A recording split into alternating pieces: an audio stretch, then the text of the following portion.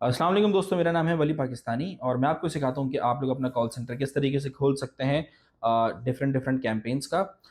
लेकिन ये जो वीडियो है ये मेरा बनाने का मकसद ये है कि मुझे पिछले 15 दिन के अंदर 15 से ज़्यादा लोगों के मैसेजेस आ गए और वो एक डीएमई के एक ट्रैप में फंसने जा रहे थे, एक मेडिकेयर स्कैम के ट्रैप के अंदर फंसने जा रहे थे, जिनसे फिर मैंने उनसे बात करी, उनको उससे बाहर निकाला। तो वही स्कैम मैं आज आप लोगों के साथ शेयर करूंगा इस वीडियो में। मेडिकेयर स्कैम होता क्या है? मेडिकेयर स्कैम के अंदर कुछ डीएमई कंपनीज ऐसी हैं जो कि फेक बिलिंग करके इंश्योरेंसेस से पैसे लेती हैं और उन मतलब ना कस्टमर के पास कोई इक्विपमेंट पहुंच रहा होता है, ना ही डॉक्टर को कुछ पता होता है, और डायरेक्टली कंपनी के ऊपर बिल हो रही होती हैं वो वाली इक्विपमेंट्स, वो वाली सप्लाईज जो कि पेशेंट ना कोई रिक्वेस्ट की है, ना किसी उनकी रिप्रेजेंटेटिव से बात हुई है, जस्ट वो डायरेक्टली बिल कर रहे हैं। इस चीज़ से उन लोगों को क्या नुकसान होने वाला था और वो कौन सा ट्रैप था? तो होता कुछ यूँ है कि लेट से अगर आपका कोई भी जानने वाला, आपका कोई भी रिश्तेदार हो, क्लोज फ्रेंड हो, बहन भाई वॉट कोई भी हो, तो वो अगर यूएस में रहता है, वो वहाँ का नेशनल है, उसके पास वहाँ का एसएसएन ड्राइविंग लाइसेंस वगैरह है, तो ये लोग करते ही कुछ यूँ है, लेट से आपके भी फ्रेंड सर्कल के अंदर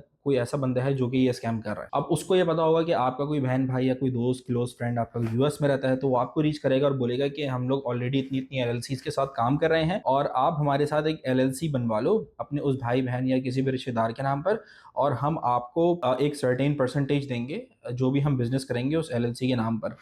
अब वो लालच ही देते हैं कि हम जो बिलिंग करते हैं इंश्योरेंसेस को मेडिकेयर के ऊपर और जो मेडिकेयर एडवांटेज प्लान्स होते हैं उसके ऊपर जो हम बिलिंग करते हैं वो होती है अप्रॉक्सीमेटली $50,000 से $1,00,000, और उसका स्ट्रेट आपको 15 to 20% आपको उसका कमीशन देंगे। अब $1,00,000 का जो कमीशन बनेगा 20% के हिसाब से वो $20,000 बनता है। आप ये सिर्फ अंदाज़ा लगाएं कि अगर एक मिडिल क्लास या फिर जो मिड लेवल के ऊपर कमा रहा है यूएस के अंदर, उसकी सैलरी ही 4,500 $5,000 होती है, इससे तो उनकी सैलरी नहीं होती। तो अगर उसको लालच दिखेगी, वो देखेगा कि इतने सारे पैसे अगर मैं कमीशन के उससे बना लेता हूँ और मुझे कुछ करना भी नहीं पड़ेगा, मुझे जस्ट जो जो पैसे आएंगे जो इंश्योरेंस कंपनी से, वो जस्ट पाकिस्तान में सेंड करने हैं किसी को भी, तो वो बड़े इजीली जो है आप लोग उनकी बातों में आ जाएगा, उस ट्रैप में फंस जाएगा और ये काम हो भी जाएगा। और आपको एक मजे की बात बताऊं, पैसे आ भी जाते हैं, वो लिटरली एक आपको इंश्योरेंस जो है वो पे भी कर रही होती है। बट मसला क्या होता है, जब साल के एंड में जब ऑडिट ओपन होता है डीएमईस के ऊपर, क्योंकि जाहिर सी बात है एक न्यू डीएमई कंपनी बिल्कुल रजिस्टर हुई है, आप लोगों को ये चीजें समझनी पड़ेंगी, और वो पहले ही महीने से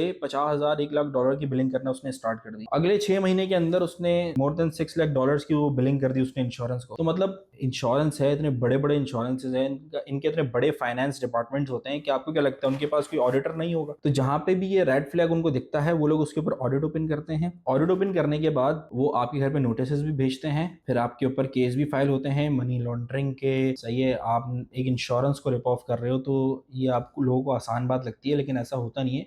यूएस के अंदर जो लॉ एंड जो ज्यूरी है वो बहुत स्ट्रिक्ट होती है, वो किसी भी चीज़ के ऊपर एक्शन ले लेते हैं। तो आप सिर्फ ये चीज़ देखें कि अगर कोई कन्वर्टेड न्यू सिटीजन है, लेट से उसने 10 साल यूएस में गुजारे हैं और उसको अभी अभी वहाँ की नेशनैलिटी मिली है, और वो इस केस के अंदर फंस जाता है वहाँ पर, तो उसके ऊपर ओवर $1 million का उसके ऊपर फाइन भी लगेगा, उसको 10 साल प्रिजन भी होगा, और वर्स्ट केस के अंदर उसको वो वापस डिपोर्ट कर देंगे। तो अब आप ये इमेजिन कर सकते हैं कि अगर यूएस से कोई डिपोर्ट हुआ है, उसके पासपोर्ट के ऊपर स्टैंप है, तो कितना बड़ा मसला उस बेचारे की फैमिली के लिए है, उसके लिए है, मतलब उसकी पूरी ज़िंदगी एक तरह से बर्बाद हो गई है।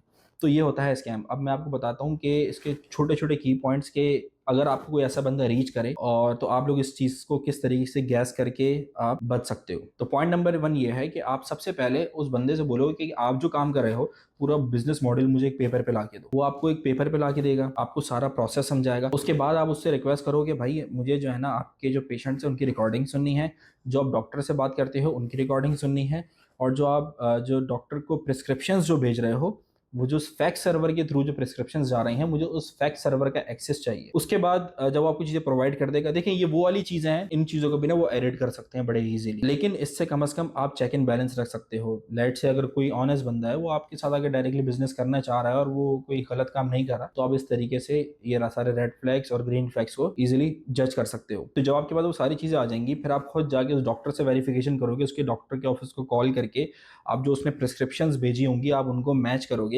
रिकॉर्डिंग वगैरह सुनोगे कि वाकई में क्या इन लोगों ने पेशेंट से बात की है, किसी कस्टमर से बात की है, या फिर वो एडिटेड रिकॉर्डिंग। दूसरा स्टेप आता है, जो भी हम ये लोग जो बिलिंग करते हैं इंश्योरेंसेस को, वो सारे डॉक्यूमेंट्स, वो वाली फेडेक्स की या फिर यूपीएस की आईडी जिस आईडी के थ्रू, जिस ट्रैकिंग आईडी के थ्रू वो ब्रेस या वो इक्विपमेंट, वो whether it's glucose monitor, braces हैं या फिर कोई व्हील चेयर है, वॉट जो भी डीएमई के अंदर आता है, वो अगर बिल किया है इन लोगों ने, तो फिर उसको किसी ना किसी कुरियर के थ्रू भेजा होगा। तो उस कुरियर की जो इन्फॉर्मेशन है वो आपको लेनी है। उसके बाद उस कुरियर से चीज़ें वेरीफाई करनी है कि जो ट्रैकिंग आईडी है और ये जो सारी ट्रैकिंग इन्फॉर्मेशन है कि ये फेक है या फिर रियल है। और तीसरा पॉइंट जो कि सबसे ज़्यादा इंपॉर्टेंट है, जो आप सिर्फ फर्स्ट कन्वर्सेशन करके ही आपको पता चल जाएगा उस बंदे से कि वो क्या लेजिट काम कर रहा है या फिर कोई फेक काम या कोई स्कैम या फ्रॉड कर रहा है। वो आके आपको ये बोलेगा कि हमारे पास पहले से 5 एलएलसीज के साथ हम काम कर रहे हैं, हमारे पास 10 एलएलसीज हैं, हम उनके ऊपर बिलिंग कर रहे हैं और इतना अच्छा हम पैसा बना रहे हैं। वो आपको लिटरली खोल के दिखा भी देंगे कि देखो जी, सारी की सारी पेमेंट्स हमारे बैंक अकाउंट्स के अंदर आ रही हैं अमेरिका से। तो आप लोगों ने लालची नहीं बनना इस मौके के ऊपर, क्योंकि आप किसी अपने रिलेटिव के नाम पर अगर एलएलसी खोलने जा रहे हो तो आपको ड्यू डिलिजेंस करना बहुत ज़रूरी है इस मौके पर। तो जब वो आपको ये बात करेगा ना कि यार मेरे पास 10 एलएलसीज हैं, तो बड़ी अजीब सी बात है, अगर मेरे नाम पे एक एलएलसी अमेरिका के अंदर है तो उस एलएलसी के ऊपर ना मैं कपल ऑफ मिलियन डॉलर्स का बिजनेस कर सकता हूँ बड़े इजीली। अगर मैं आईआरएस को टैक्स दे रहा हूँ, वहाँ पे वहाँ की गवर्नमेंट को टैक्स दे रहा हूँ, मेरे सारे के सारे डॉक्यूमेंट्स बिल्कुल क्लीन है, मैं किसी भी बुरी एक्टिविटी के अंदर नहीं हूँ, तो मैं उसी एक बिजनेस के ऊपर मैं इतनी सारी बिलिंग क्यों नहीं कर सकता। इतनी बड़ी बड़ी डीएमईज हैं, अगर आप गूगल कर लेंगे तो आपको ईजिली मिल जाएंगी। वो बहुत मिलियन ऑफ डॉलर की ना बिलिंग कर रहे होते हैं इंश्योरेंसेस को। वो कैसे कर रहे होते हैं? क्योंकि वो बिल्कुल सही रास्ते के ऊपर चल रहे हैं, बिल्कुल तरीके से चल रहे हैं। वो एक ही एलएलसी है, उस एलएलसी के ऊपर इतनी सारी वो बिलिंग कर रहे हैं, तो वो क्यों नहीं पकड़े जा रहे? क्योंकि उनकी बुक्स क्लीन है। अगर उनकी बुक्स गंदी होती तो वो इतने बड़े स्केल के ऊपर कभी भी बिजनेस नहीं कर सकते थे।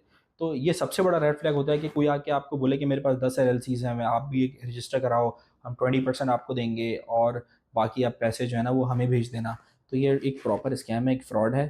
ठीक है, आप इंश्योरेंसेस को स्कैम करने की कोशिश कर रहे हो और ये एक बहुत बड़ा मसला बन सकता है आप लोगों के लिए यूएस के अंदर। तो इस इंडस्ट्री के अंदर इंटरेस्ट लेने वाले जितने भी हैं और जो इस इंडस्ट्री में आने का सोच रहे हैं, वो तो इन चीज़ों को अपने जहन में बिठा लें। और अगर कोई आता भी है आपके पास, आपको रीच आउट भी करता है कि भाई ऐसा ऐसा बिजनेस मॉडल है और हम इतने पैसे कमा लेंगे, so I would suggest stay out of this scam, बहुत दूर रहो इससे। बिल्कुल ये एक ऐसा दलदल है जिसमें आप फंसने जा रहे हो। तो अगर आपका कोई भी क्वेश्चन हो इस स्कैम से रिलेटेड, अगर कोई भी आपको किसी बंदे ने ऐसे रीच किया है वाकई में, तो आप लोग कमेंट में लिख सकते हो, मुझसे डिस्कस कर सकते हो। मैं अपनी ईमेल भी इसके वीडियो के नीचे दे दूंगा, तो आप मुझे डायरेक्टली ईमेल भी कर सकते हो। अगर किसी को मुझे रीच आउट करना है तो वो मेरे इंस्टाग्राम पर भी रीच आउट कर सकता है। सेम बिल्कुल नेम है @वली पाकिस्तानी मेरे इंस्टाग्राम का। तो वीडियो पसंद आए तो लाइक ज़रूर कीजिएगा।